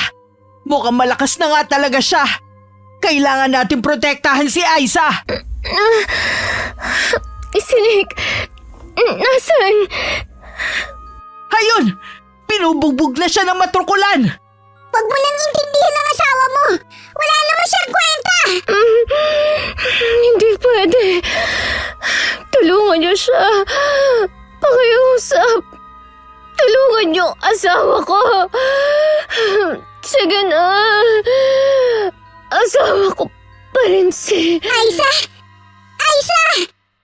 Nawalan siya ng malay! Papatayin kita! Maawa ka. Pakiusap. Naawa ka ba sa asawa mo nang painumin mo siya ng pampalaglag? Hindi ko siya gustong patayin. Matrukulan! Kami ang labanan mo! Binitiwan ng matrukulan ng asawa ni Aiza nang sabuyan siya ng holy water ng matanda. Pagkatapos ay pinalutang sa ere ng duwende si Nick para ipasok sa loob ng bahay. Hindi nila inaasahan ang mabilis na pagkilos ng matrukulan. Inatake sila ng halos walang kalaban-laban. Sugatan sila at nanghina dahil malakas ang aswang. Hindi gumana ang kapangyarihan ni Vera, maging ang orasyon ni Helen. Nanlaki ang mga mata nila nang makitang lumutang sa hangin si Aiza matapos mawalan ng malay. Kitang-kita ni Vera na binuhat ng aswang si Aiza para itakas. Sinubukan ni Vera na bawiin si Aiza gamit ang kanyang kapangyarihan. Ngunit bigo siya. Tuluyang nakuha ng matrukulan si Aiza at dinala sa kuta nito sa isang kuweba sa gubat. Ginamot niya si Aiza. Maya-maya'y nagkamalay na ang babae at nakita niya kung paano nagsilutang ang mga halamang gamot palapit sa kanya. Lumapag ito sa malaking bato at dinikdik ng isang maliit na bato para lumabas ang katas. Pagkatapos ay lumutang ang isang dahon at sinahod ang katas. Saka lumipad palapit kay Aiza. Pakiusap. Huwag mo akong saktan. Alam kong nandito ka, matrukulan. Hindi kita sasaktan ha. Tutulungan kitang gumaling ha. Inumin mo na ito. Makakatulong ito upang gumaling ka pati ang bata sa tiyan mo. Ayoko. Ilayo mo sa akin yan. Tinabig mo ang gamot. Pinaghirapan ko pa naman yon. Pero ayos lang ha. Naiintindihan kita. Galit ako sa'yo. Kinamumuhian kita. Pero para sa anak ko, makikiusap ako sa'yo. Huwag mo kaming sasaktan. Maawa ka sa amin. Huwag ka nang umiyak. Hindi ko nga kayo sasaktan ha. Gusto ko lamang tumulong para gumaling ka na. Ipinapangako kung hindi ko kayo gagalawin. Bakit mo ba ako kinuha? Anong kailangan mo? Bago ang lahat, gusto ko magpakilala. Ako si Arthur. Hindi magandang asal ang nakikipag-usap sa hindi ko naman nakikita. Ayoko lang na matakot ka sa akin. Kaya ganito na lamang ang gusto ko. Sa dami mong dinulot na problema, ngayon ka pa mahihiyang magpakita. Anong klase yan? Sige na nga. Ayan na. Nakita mo na ako. Ito ang anyo ko tuwing gabi. Sa araw normal ang itsura ko. Hindi ako interesado kung anong itsura mo sa gabi man o sa umaga. Gagawa ulit ako ng gamot. Sana wag mo nang itapon. Ang gusto ko lamang igumaling ka, pati ang bata sa sinapupunan mo. Kapag gumaling ako, anong gagawin mo? Kakainin mo ba kami? Hindi nga kita kakainin pati ang bata. Gusto ko lamang na gumaling ka. O ito, inumin mo. Magtiwala ka. Wala akong ibang gagawin. Tinutulungan lamang kita. Iinumin ko yan. Pero, pwede bang tumalikod ka? Siguro natatakot ka sa itsura ko. Sige, tatalikod na ako. Hindi yun ang ibig kong sabihin. Sige na nga, iinumin ko na yan kahit nakaharap ka pa. Makakabuti yan sa paggaling nyo. Mabisa yan sa lahat ng klase ng sugat. Huwag ka mag-alala. Hindi ko intensyong saktan ka. Wala rin akong balak na kainin ka. Mukha namang hindi ka masarap eh. Hindi talaga ako masarap. Kaya wag mo akong titigan ng ganyan. Pasensya na. Kung hindi ka magagalit, pwede ko bang malaman kung bakit mo ako dinala rito? Alam mo naman ang ginawa ng asawa mo sa iyo at sa anak mo. Kaya alam mo na dapat ang sagot. Pinoprotektahan lang kita laban sa kanya. Hahayaan ko kayong mabuhay. Pero huwag ka nang sumama sa lalaking yon. Pero asawa ko siya. Asawa bang may tuturing ang pagtangkaan ng buhay mo?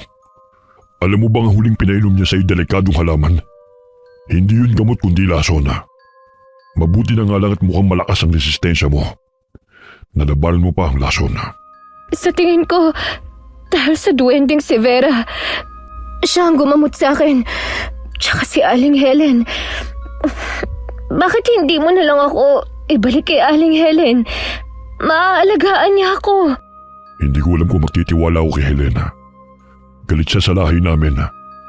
Lalo na sa aking ama na siyang dahilan kung bakit nabulag siya. Masama bang ang kanyo? Bakit pati si Aling Helen kailangan yung gawan ng masama? Yan ang hindi ko alam. At mas mabuti pang huwag na nating alamin para na rin sa atin. Lahat tayo may kanya-kanyang kwento at dahilan kung bakit nagagawa ang mga masasamang bagay. Kaya ko lang naman kinakain ng mga sanggula ay dahil ganti ko yun sa mga babaeng inaanakan ko na nagpapalaglag. Mga walang puso. Mas masaol pa sila sa aming mga aswang. Pero, hindi naman ako nagpalaglag. Bakit akong sunod mong biniktima? Kakaiba kasi ang aura mo sa mga nakilala ko. Kaya naakit ako sa'yo. Minsan na rin ako nagmahal ng tao.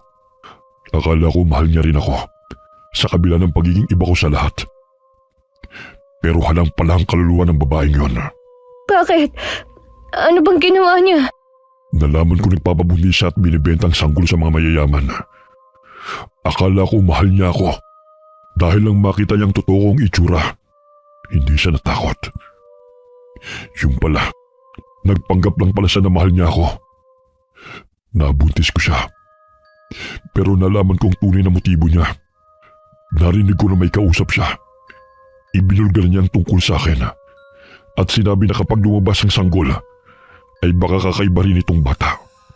Ibibenta niya sa mayaman na magiging anak namin para pag-eksperimentuhan. Hindi ko alam ang isasagot ko sa'yo. Alam kong mahirap ang pinagdaanan mo. Pero, hindi ba siya yun na manakot at pumatay ka ng ibang tao? Alam ko. Pero hindi ko napigilan ang sarili ko. Dahil doon pinatay ko siya at nilapa ko ang bata. Simula noon, lahat ng babaeng nakikita ko'y binubuntis ko at kinakain ko sila. Kasama ang kanilang anak. Lumayo ka sa akin! Ang sama mo! Alam mo ba kung ano kahihinat na ng ginawa mo? Paano kung may mga pamilya pa lang mga pinatay mo? Maniwala ka sa akin. Pinigilan ko ang mga nabiktima ko. Mga babaeng wala namang planong magpamilya. Pero gumagawa ng kasalanan at pinapalaglag nila ang sanggol. Tama rin bang gawin nila yon? Para matapos na ang kasamaan nila, ako na ang gumagawa. Ako na ang nagpaparusa. Kaysa naman marami bang inosente mga batang mamatay dahil sa mga tao. Pero iba ka, Aiza. iba sa mga nakilala ko. Ipinaglaban mo ang anak mo. Kahit alam mong galing sa katulad ko. Hindi ako kasing kitid ng utak mo. Hindi ko idadamay ang mga inosenteng tao. Gaya na lang ng bata na to sa tiyan ko. Wala silang kasalanan. At hindi ko ipapasa ang problema ko sa kanya. Kaya kung pwede lang, tigilan mo na ako. Aalagaan ko ang anak mo. Huwag mo lang siyang patayin. Sinabi ko naman sa iyong hindi ko gagawin yun. Pero sa isang kondisyon. Anong kondisyon? Hindi ka nababalik sa asawa mo. Ano? Sino ka para diktahan ako? Asawa ko yun. Nangako kaming magsasama sa hirap at ginhawa. Nakita mo naman kung gaano siya kadeterminadong patayin ng bata kahit ikapahamak mo pa. Hindi bagay sa iyo ang ganong tao. Alam kong ganun siya. Pero mahal ko siya eh. Hindi sapat ang pagmamahal lang, Aisa. Respeto. Respeto ang pinakamahalagang pundasyon ng pagsasama. Baliwala ang pagmamahal kung wala kayong respeto sa isa't isa. Naiintindihan mo ba ang pinupunto ko? Siya kasi ang una't huli ko. Kaya ayokong baliin ang paniniwala ko na dapat isang tao lang ang mamahalin ko habang buhay. Hindi masama magkamali. Pero mas masama kung alam mo ng mali, tinutuloy mo pa rin. Yan ang natutunan ko sa iyo, Aisa. Kaya pagkatapos nito, hindi na ako babalik sa dati kong gawain. Ikaw ang nagmulat sa akin na may matino pa palang tao sa mundong ito. Dahil sa totoo lang, para sa akin, ang tao ang pinakamaruming ginawa ng Panginoon niyo. Kayo para sa amin ang masasama. Inahamin ko yan. Dahil kahit anong pagbabago namin, kapag nalaman ninyong aswang kami, tinutugis na kami at gustong patayin dahil ayaw ninyo sa amin. Hindi dahil doon. Kundi natatakot kami na baka bigla na lang kayong sumugod at patayin kami. Pero gaya ng sabi mo, may matitino pa palang tao. Baka may matitinuring aswang. At sana, isa ka sa mga matitinong aswang. Pipilitin ko. Papayag na ako sa gusto mo. Pero nangangako ka bang kapag magaling na ako, pababayaan mo na kami? Tumutupad ako sa mga pangako. Pumayag si Aisa sa hiling ni Arthur na alagaan muna siya habang nasa sinapupunan pa niya ang bata. Unti-unti siyang gumaling. Mabait din sa kanya si Arthur at hindi siya pinababayaan. Ngunit isang gabi ay bigla na lamang may dumating sa kuweba kung saan sila tumutuloy. Dahil doon ay naudot ang kanilang pagtulog. Hoy, aswang! Magpakita ka! Ibalik mo ang asawa ko! Sinik yun ah. Ibalik mo sa amin ang mag-ina! Hindi namin sila sasaktan! Nararamdaman kong buhay pa siya at nagtatago lang dyan sa loob ng kuweba mo! Lumabas ka rito! Akala mo nakalimutan ko ng ginawa mo sa akin? Dahil sa'yo, muntik mo na mabali ang buto ko! Dito ka lang. Haharapin ko sila. Sandali, sasama ko. Pero delikado. Mas delikado kung hindi mo ko kasama. Wag na mabuntot mo! At hindi ka na makalabas ng kuweba! Duwag ka naman pala eh! Hindi mo na kami matatalo ngayon! Mas marami na kaming pangontra laban sa'yo! Hindi ako natatakot! Kung hindi ka natatakot, bakit hindi ka lumabas dyan? Nick! Aisa! Aisa! Totoo nga ang buhay ka pa! Halika na rito! Umalis ka na riyan! Hindi! Tigilan na natin to! Anong tigilan ang sinasabi mo? Hindi ako sinaktan ng aswang. Sa katunayan, inalagaan pa niya ako. Kaya please lang, tigilan na natin ang pag-aaway na to. Huwag na nating hayaan na dumanak ang dugo. Ngunit paano kung niloloko ka lang niya? At ginawa niya to para kapag nasa hustong buwan ka na, tsaka kanya lapain. Mahirap pagkatiwalaan ng mga matrukulan, Aisa. Sasama ako kung mangangako kayong ititigil na ninyo ang pagtugis sa kanya. Hindi! Hindi ako papayag! Kailangan mamatay na siya! Pati ang batang nasa sinapupunan mo! Talaga bang ganyan kakitid ang utak mo? Gusto mo talagang mamatay ang bata? Hindi niya tayo titigilan hanggat hindi yan namamatay, Aisa! Ang sama ng ugali mo! Sarili mo lang talaga ang iniisip mo! Papatayin kita! Hindi na naawat ni Aisa ang aswang ng sumugod ito. Dahil hindi nakikitang matrukulan, ay nahirapang puntiryahin ito. Lahat sila'y nakatikim ng galit ni Arthur. Pilit na sumisigaw si Aisa na itigil na ang pag-atake. Ngunit hindi pa rin humihinto sa pagsugod si Nick. Hindi alam ni Aisa ang gagawin nung makitang sakala ni Arthur si Nick. Tumatagas na ang dugo sa leeg ni Nick dahil sa pagkakabao ng matulis na kuko ng aswang. Hindi makatulong ang ibang kasama nito dahil napatalsik na sila ng aswang. Lahat sila'y nakahandusay sa lupa. Pakiusap! Huwag mo siyang patayin! Hindi ko sana sasasaktan kung hindi lang din naman dahil sa kanya. Alam mo yun, Aisa. Pakiusap! Nakikiusap ako! Huwag mo itong gawin! Huwag mong dagdagan ng mga kasalanan mo! Bitiwan mo na siya, pakiusap! Ito ba ang gusto mong makasama sa buhay mo? Isang lalaki na makitid ang utak? Tulungan mo ako, Aisa! Hindi na ako makikisama sa kanya! Basta huwag mo lang siyang patayin! Pakiusap naman! Ayoko ring makisama sa kanya! Kayong alam ko na ang kanyang tunay na ugali! Pasalamat ka. Akala ko mamamatay na ako. Lumayo ka na, Nick! Utang na loob! Hindi. Sandali. Ano sabi mo? Makikipaghiwalay na ako sa'yo. Ayaw na kitang makasama. Ano? Sandali lang. Ano na naman ang pumasok dyan sa kukote mo at nasabi mo yan? Hindi pa ba halata? Hindi ko gusto ang ugali mo. Sawang-sawa na ako sa'yo. At ayaw na kitang makasama. Akala ko talaga, ikaw na ang perpektong lalaki para sa akin. Pero nang sabihin mo, napatayin ng anak ko. Nalaman kong wala ka pala talagang puso. Ako? Walang puso? Sinong walang puso sa ating dalawa? Hindi ba ikaw? Anong sinasabi mo dyan? Sinasabi ko na nga ba eh. Umamin ka nga. Matagal na kayong may relasyon ng aswang na yan, ano? Pinagtaksilan mo ako. Huwag mo akong pagbintangan. Ngayon ko lang siya nakilala. Hindi. May mali talaga rito. Ibig sabihin, magkarelasyon na tayo. Kilala mo na siya. Pagkatapos ng kasal, bigla mo na lang nalaman na may anak ka sa kanya. Kaya ginagawa mo to para tuluyang ka makaalis sa poder ko. Sinadya mo to kasi may plano ka nang iwan ako, hindi ba? Hindi totoo yan. Nakikipaghiwalay ako dahil masamang tao ka. Mas masahol ka pa sa halimaw. Huwag ka na magkaila! Kilala ko mga gaya mong babae. Humahanap kayo ng butas para makatakas kasi hindi nyo masabi kagad ng walang drama, di ba? Bahala ka na sa kung anong isipin mo. Basta hindi na ako makikisama sa'yo.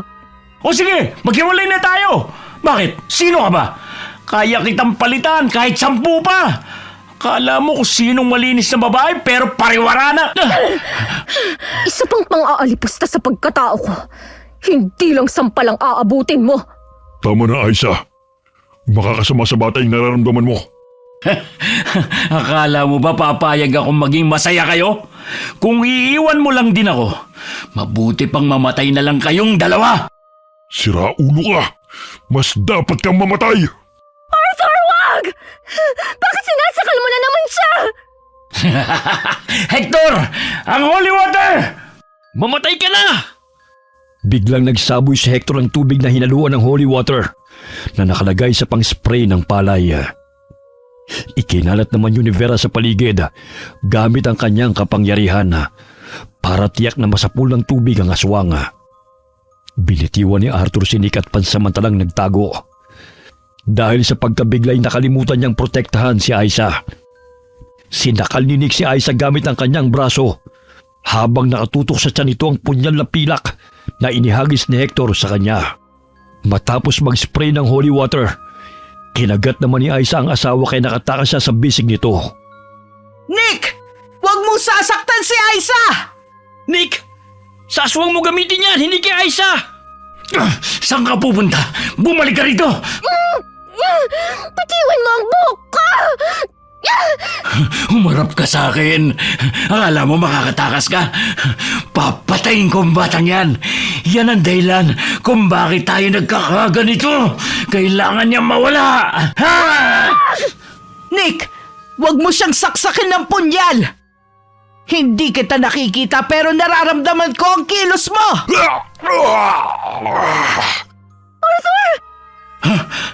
Ikaw ang aswang? Sa wakas, nagpakita ka ng mukha ngayon.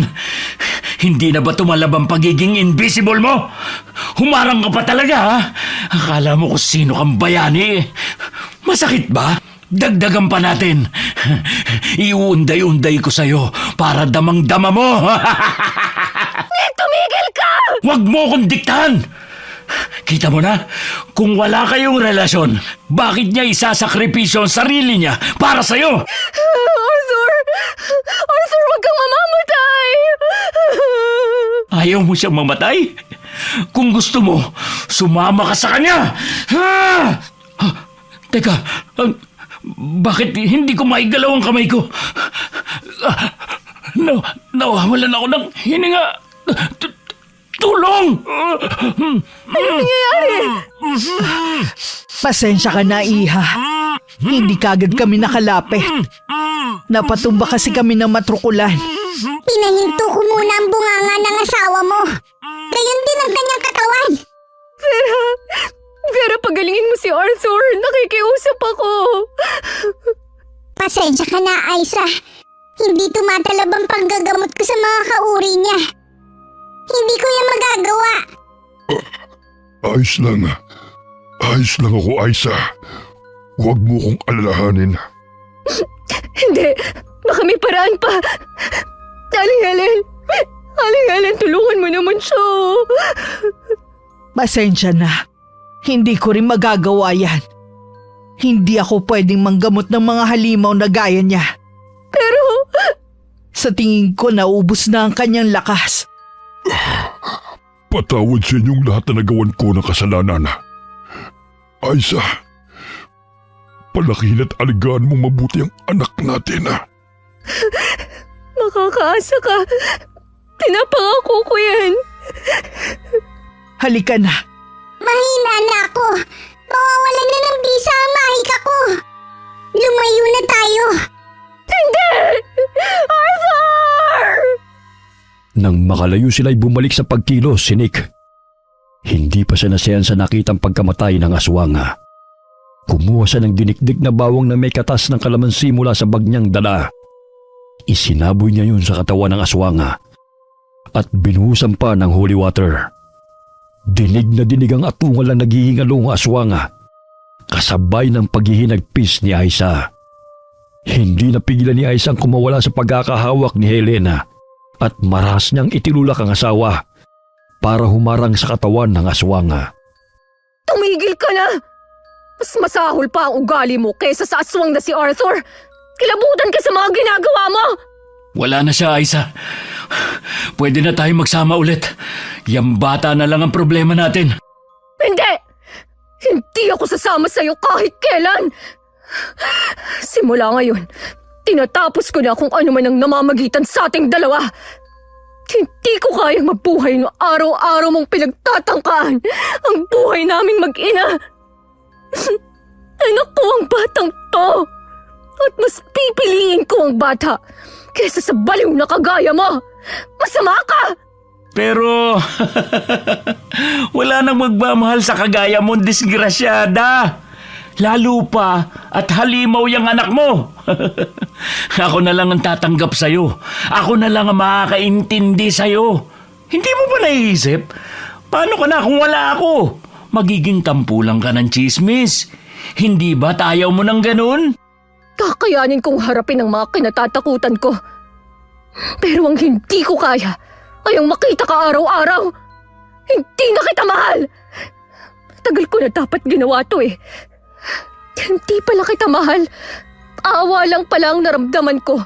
Dahil kahit gaano ka kakisig na lalaki, walang magtatagal sa ugali mong basura.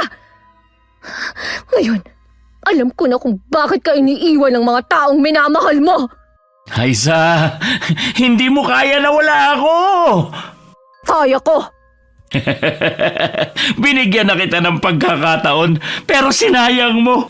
Eh di talagang mamatay ka na lang! Bago pa maitusok ni Nick ang patalima, ay inawat na siya ng 3 anak na lalaki ni Helena. Pinaluhod siya at itinali para hindi na makakilos. Tila wala na siya sa katinuan at ang tanging binibigkas lamang ay papatay niya ang mag-ina. Napalingon si Aiza sa kinilalagyan ng aswang. Tumulo ang kanyang luha nang mapansin na naging abo si Arthur matapos masinaga ng araw. Makalipas ang ilang linggo, ay nagsilang si Aiza na malusog na babaeng sanggol. Pinangalanan niya itong Artia. Bumalik siya sa poder ng kanyang ina. Hindi niya sinabing anak niya ito sa ibang lalaki dahil baka lalo lamang maguluhan ang kanyang mga magulang. Habang si Nick ay ipinasok sa institusyon dahil gaya ng kanyang ina, siya ay nawala rin sa katinuan. Nakahanap si Aiza ng bagong pag-ibig sa katauhan ni Rena at tinanggap nito ng buong puso ang mag-ina at namuhay sila ng masaya bilang isang pamilya sa ibang lugar. Okay, sana po nagustuhan niyo ang kwento natin ngayon.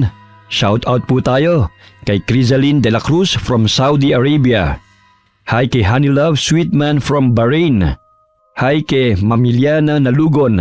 Hi kay Limay 134. Happy birthday kay Jacqueline Nazareno Alcala, galing kay Mami Jocelyn Nazareno. Shout out kina Emily, Turagsoy, G, Anan, Joyce, and Tintin ng Journal Company from Negros Oriental. Kumusta po kayo? Happy birthday kay Grace, galing po kay Mami Phoebe Ranyada. Hi kay Sonia Pedriña. Shout out sa mga taga AJJ Garments ng Dapdap Tarlac at kina Joan, Melanie, Alex at kay Nanay Evie. Kumusta po kayo? Hi kay Joy Anora from Hinatuan, Surigao del Sur. Hi kay Cliven Dubalan. Hi kay Cataleja Soto from Dumaguete City. Hi kay Ernita Diaz from Kuwait. Hi kay Josephine De Peñosa. Hi kay Helen Alquebar. Hi kay Josephine Coracha. Hi kay Liam James Sereño from Bagong Silang, Caloocan City. Hi kay Lee Plata. Shout out sa Java family from Palawan. Hi po kay Ruma Gamad from Sapang Palay, Bulacan. Ayun. Alright. Ingat po kayo palagi at maulan ngayon. Marami pong salamat sa inyong lahat and God bless all of you.